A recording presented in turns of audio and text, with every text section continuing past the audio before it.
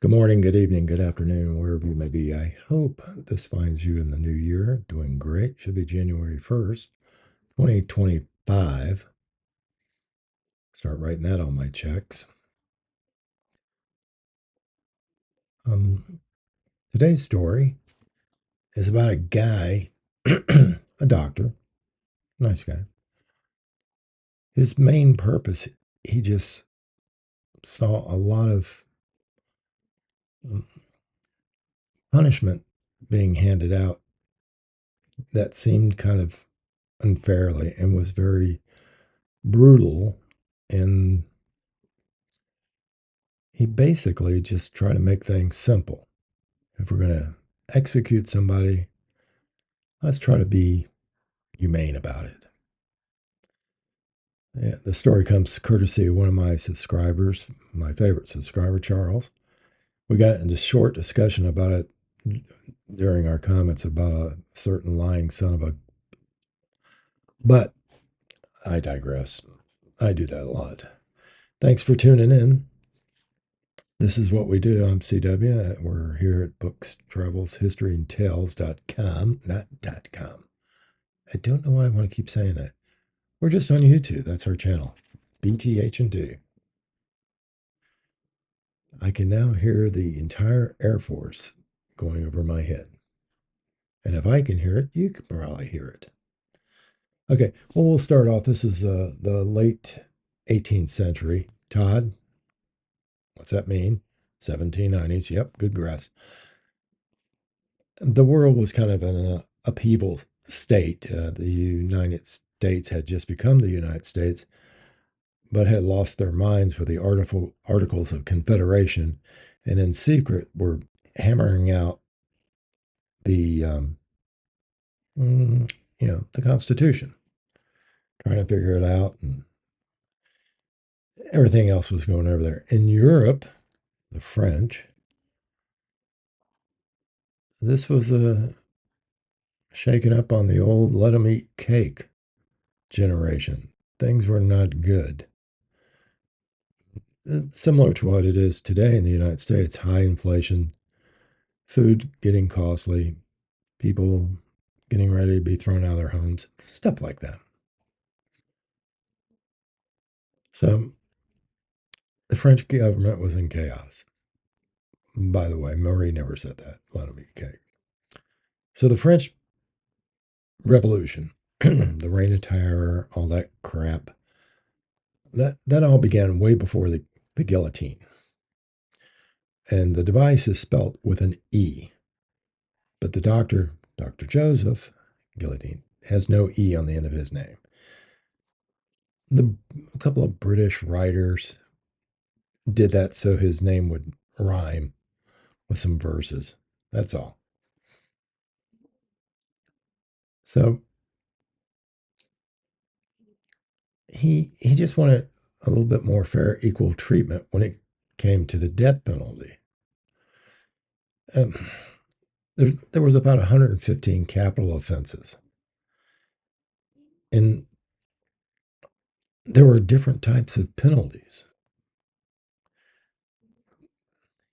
Like I said, he just wanted a quicker, humane execution. I guess he wasn't in favor of, you know, entertainment value. But the type of punishments they would have is like heretics, anyone against the church, still kind of big back then. Arsonists, both of these parties would be seemingly burnt at the stake.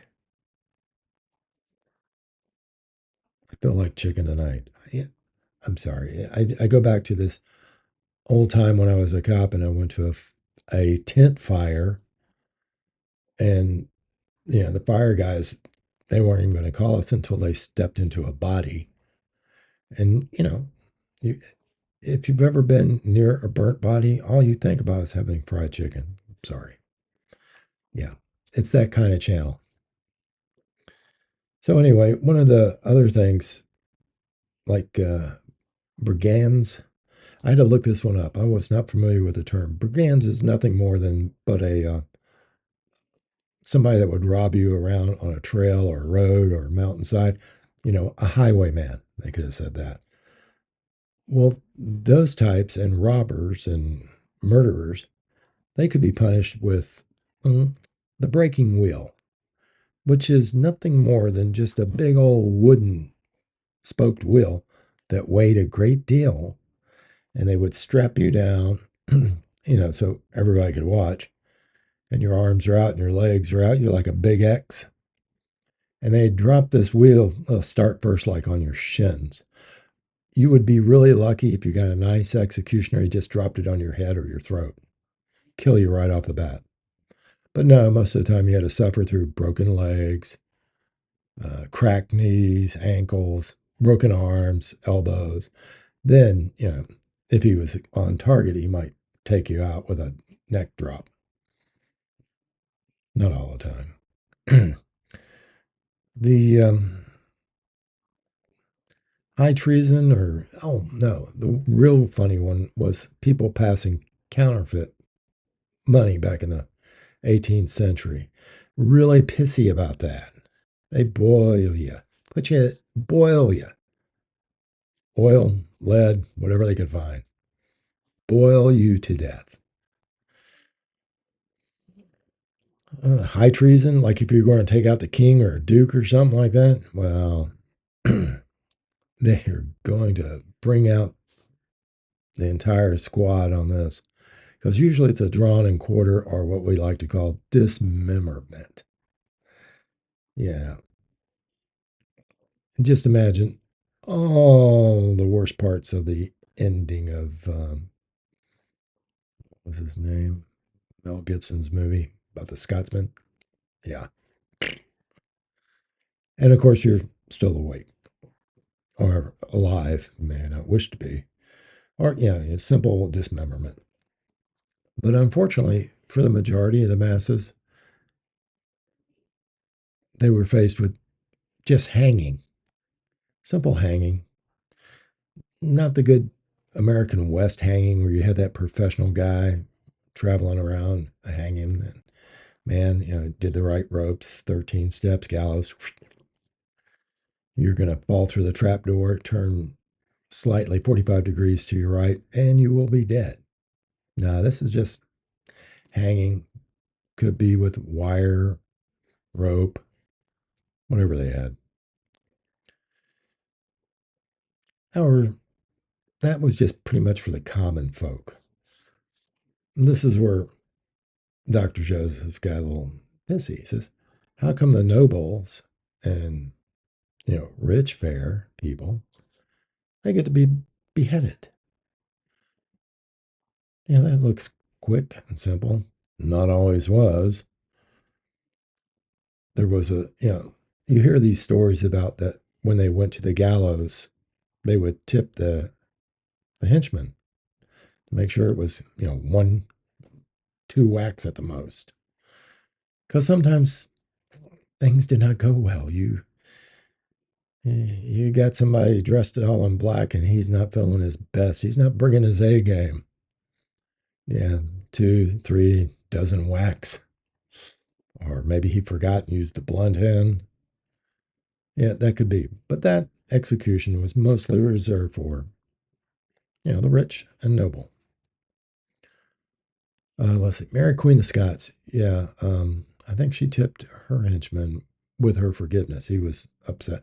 I, I have to look at that story. That'll be another one. But I think a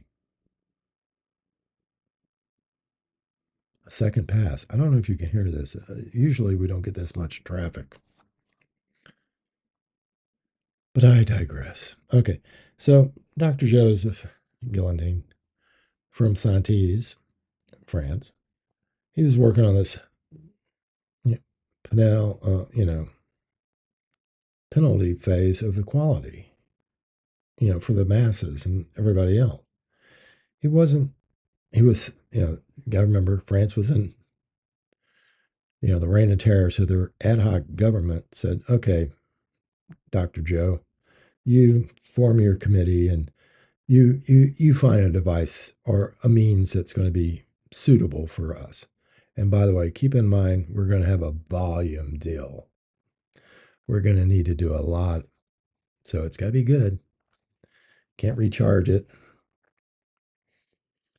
So they agreed. And someone that joined the committee was, I'm trying to think, Antoine Louis. And he was like the dean of the French College of Surgeons. So, another doctor. And together they came up, they looked around and they found this device, a couple of them from medieval time. The Scottish Maiden was one, and the Halifax Gibbet.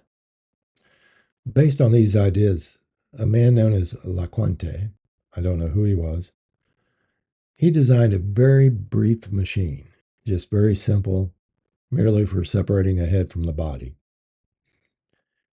He wanted to use what they called a lunette, and that's basically like a quarter moon, crescent moon blade, kind of a semicircle like that.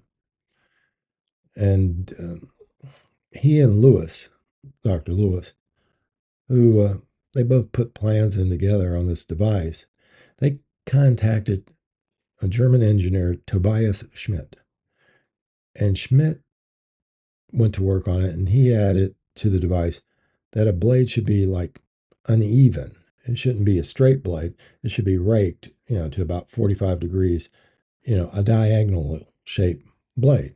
He said it'll go through flesh quicker and reduce resistance and increase its effectiveness, which was death. So, and he said especially if we use a weight similar to like 3.5 kilograms, at almost 8 pounds to Americans. And the prototype was finished. Tobias was happy with it. Went back to Germany, started working on harpsichords again. That's what he did. Make a little music, tune it up. So the machine was rolled out to a facility known as to the Hospital de Bicentre. I guess it's the central hospital or the central part of town. And I guess they just came across a few dead bodies there. How convenient. And they were just lying around and they started experimenting with the device. They were thrilled with the results. Didn't have to do anything. One slice straight down. Better than the deli. I mean, and they realized probably with the first one, we're going to need a basket to catch this thing because it is going out. So they're doing this with dead bodies, naturally. They did a couple of experiments. They were working great. The commission said it was ready and put it out to the people. Remember, this is the 19th century. No cable, no YouTube.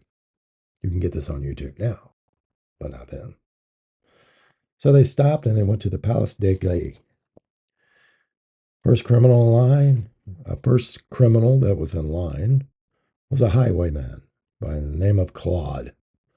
Already, you feel like he's due.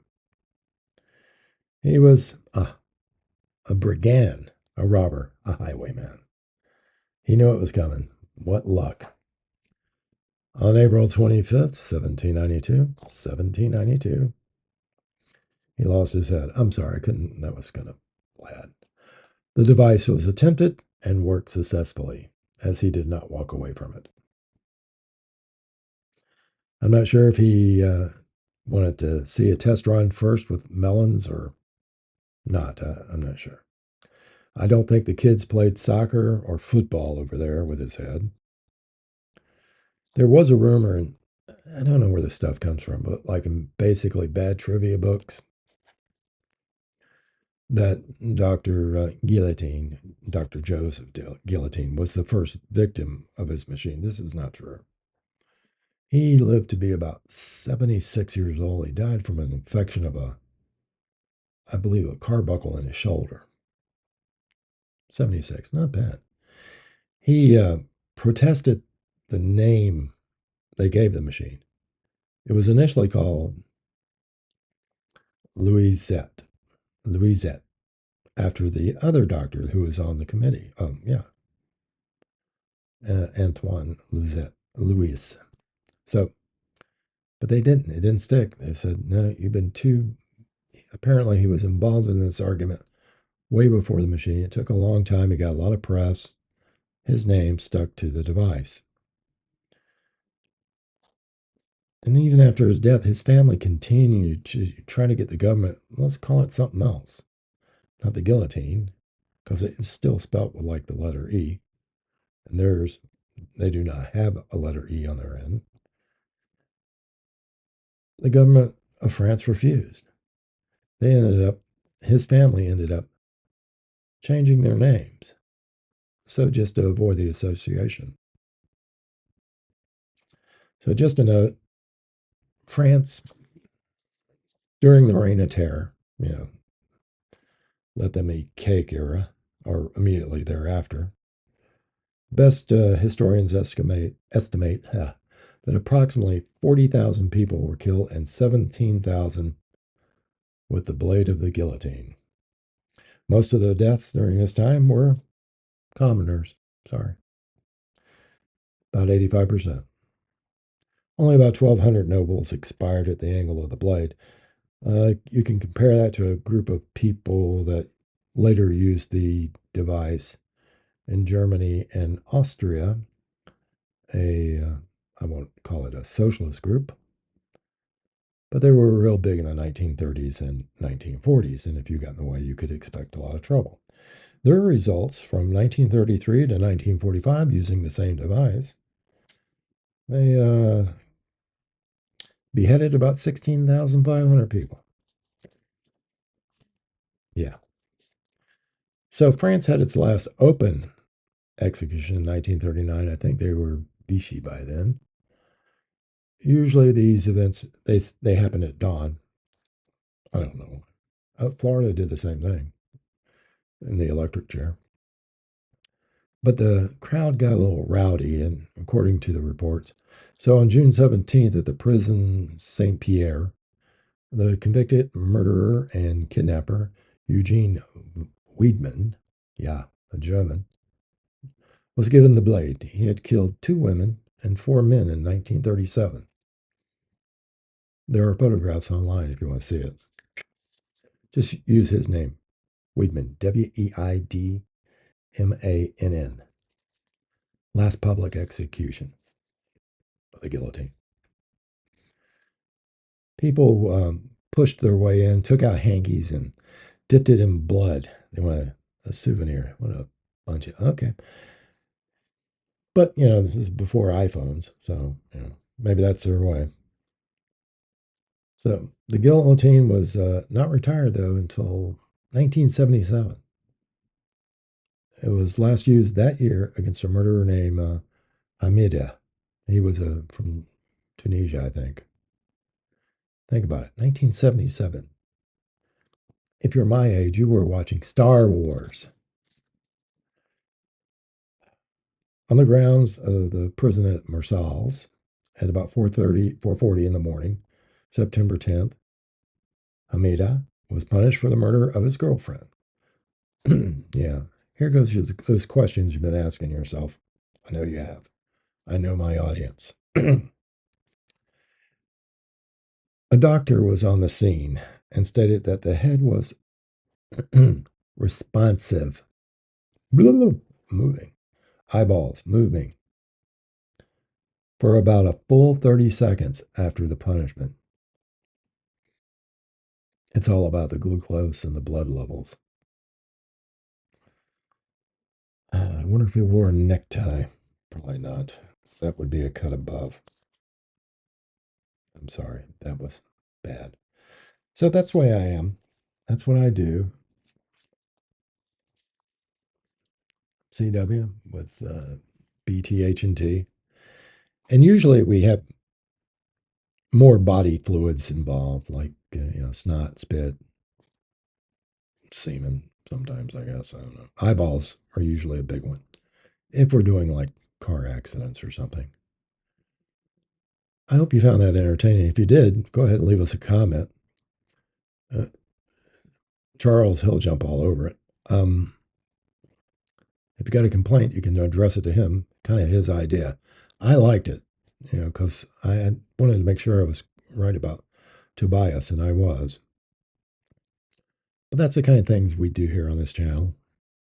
Usually they're fun. Sometimes I like to have a short, day with a bunch of little unknown facts and trivia. If you got a question, if you're in high school especially, or in college or something, and you want something fresh or some idea, or you just interested about something you read, and also on occasion I do current events, especially if it's dealing with a lying son of a bitch who's getting ready to leave office. I've said this before. He has spent 40% of his term on vacation, but we all know he's been out to lunch for at least 3.5 years. There I go again. Sorry. So if you like this, please subscribe. Still trying to get to 100. Got really close last week. You guys are awesome. See you next time. Bye.